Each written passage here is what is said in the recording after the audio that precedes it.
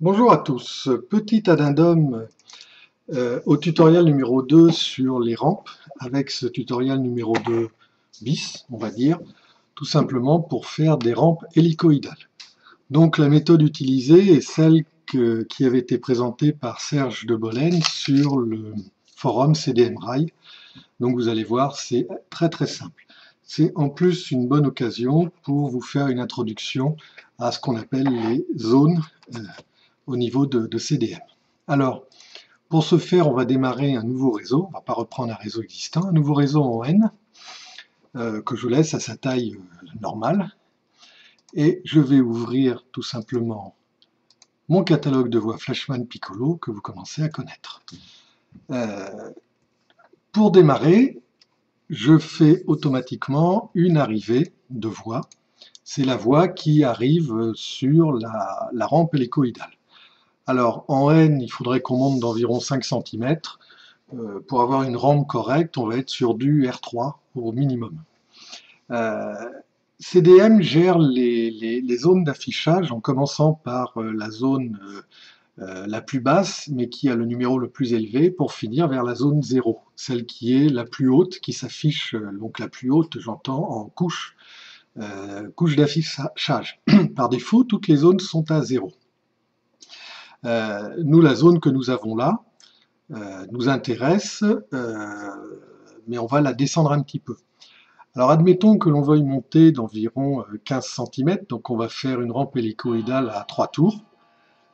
Donc je vais afficher 4 zones pour pouvoir plus facilement me repérer dans mes positionnements de voix.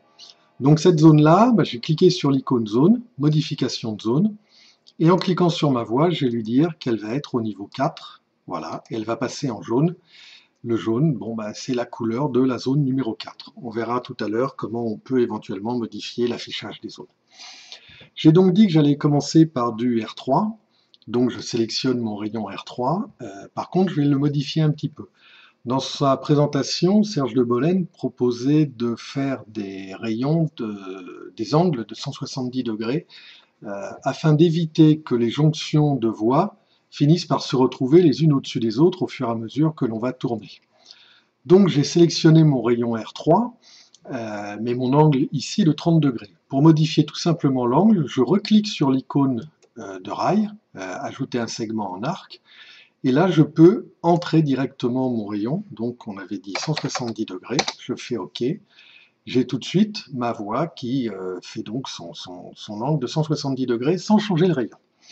Par contre, je vais la remonter d'une zone, je vais passer en zone 3, et je vais positionner ma voix, voilà, un premier tronçon, un second tronçon, et je vais m'arrêter là. Là, j'ai presque un tour complet, donc il me manque 20 degrés, puisque 170 et 170, ça doit faire 340, sur les 360 degrés, il me manque 20 degrés. Je passe ensuite en niveau 2 pour le deuxième niveau.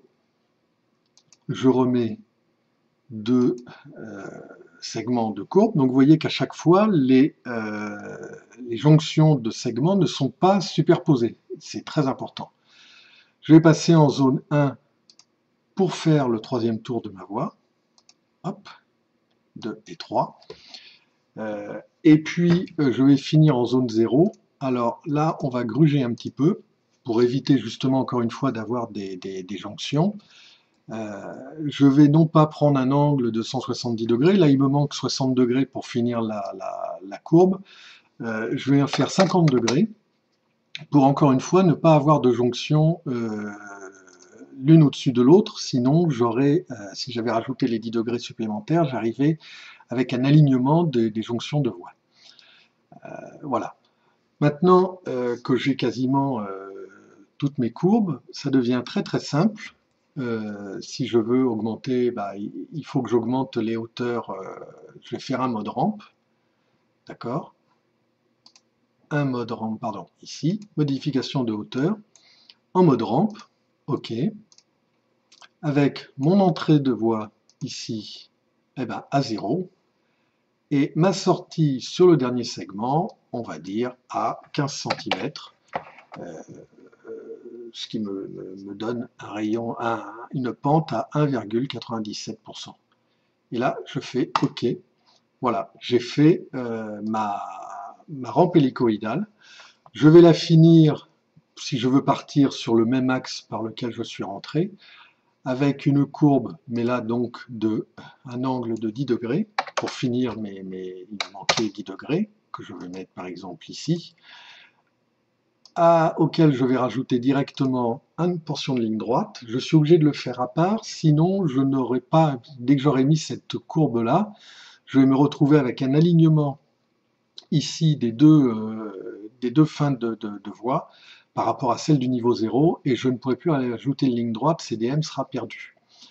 Donc j'ai fait ce petit bout-là que je vais prendre et déplacer, comme ceci, pour le raccrocher derrière. Hop, pardon, j'ai fait une erreur. Je resélectionne et que je raccroche ici. Voilà, ma rampe hélicoïdale est terminée. Je peux la vérifier, donc je vais mettre simplement un heurtoir à chaque bout. Si je fais une vérification, je vois bien sûr que je n'ai pas d'erreur.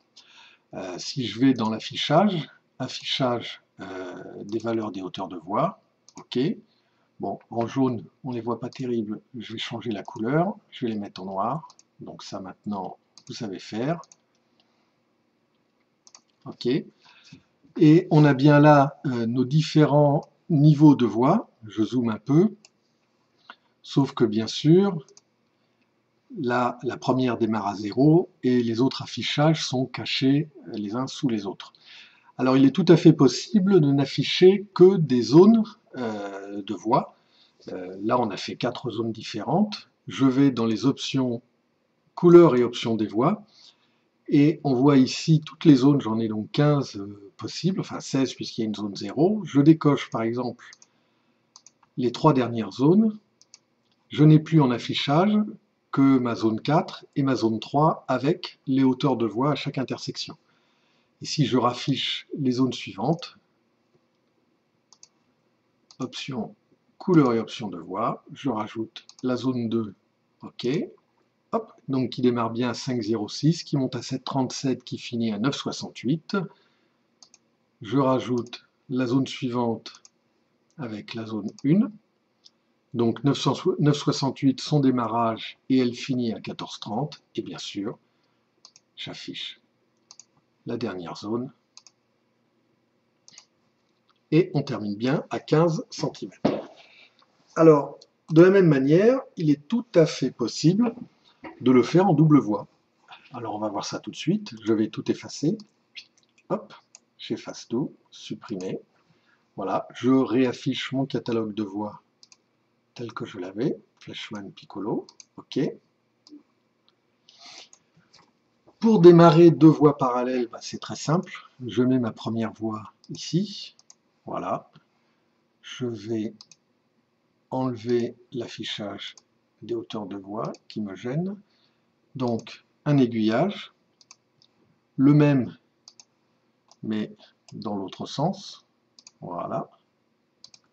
Je récupère la longueur de l'aiguillage, et voilà, j'ai mes 2 voies d'entrée parallèles. Il me suffit de supprimer ce que j'ai rajouté pour mon gabarit. Voilà mes 2 voies. Alors ces 2 voies-là, on va les mettre comme tout à l'heure en niveau 4. OK. Et là, la manipulation est exactement la même, sauf que je le fais en 2 voies. Donc je vais démarrer sur du R4 pour la voie extérieure. Je reclique sur mon icône pour pouvoir changer l'angle à 170 degrés. Voilà. Je le passe en niveau 3 pour pouvoir ensuite éventuellement le retravailler. Donc je suis en R4, donc voie extérieure. Je fais une boucle, 2 boucles. Je m'arrête là. La voie intérieure en R3. Je reclique là pour me permettre de rentrer l'angle 170 degrés. Là par contre la zone est bonne. Je clique sur l'intérieur. Et la voilà. Ensuite je passe en R2. Donc je vais reprendre sur l'intérieur puisqu'elle est sélectionnée. Une boucle, 2 boucles. Pareil pour mon rayon extérieur. Donc 170 degrés. Une boucle, de boucle. Et enfin, on termine par le dernier tour en niveau 1. Donc, toujours puisque j'ai le R4 sélectionné, je reste sur mon R4. Une boucle, deux boucles. Pareil sur mon R3. Hop.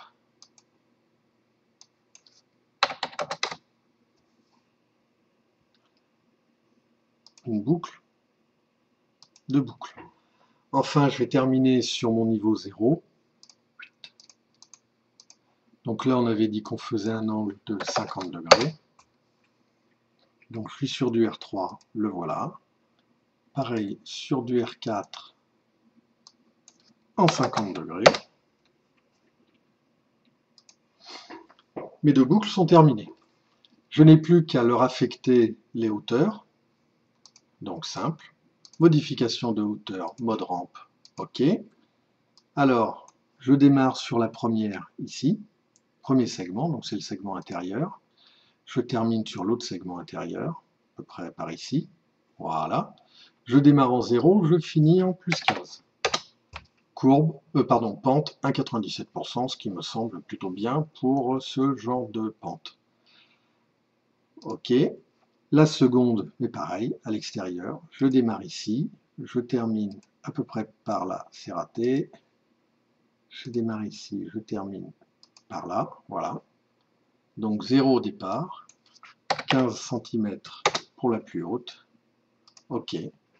Voilà, mes boucles sont terminées.